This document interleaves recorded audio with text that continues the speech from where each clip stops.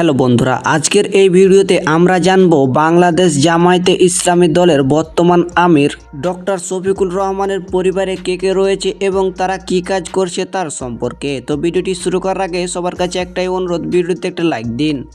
1954 সালে মৌলভী উপজেলায় জন্মগ্রহণ করেছিলেন ডক্টর শফিকুল ইসলাম।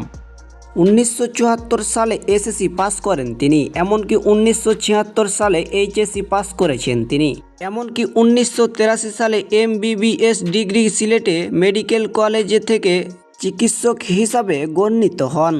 এমনকি 2019 সালে 12 নভেম্বর জামায়াতে ইসলামের দলে আমির হিসাবে নির্বাচিত হয়।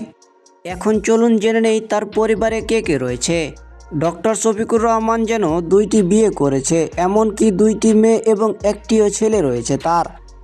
বড় মেয়ে সুমাইয়া এফসিপিএস শেষ করে যেন রেজিস্ট্রেশন হিসাবে কাজ করছে হাসপাতালে, এমনকি ছোট মেয়ে রুবাইয়া যেন লেখাপড়া শেষ করে এখন মেডিকেল কলেজে সরকারি অধ্যাপক হিসাবে কাজ করছে।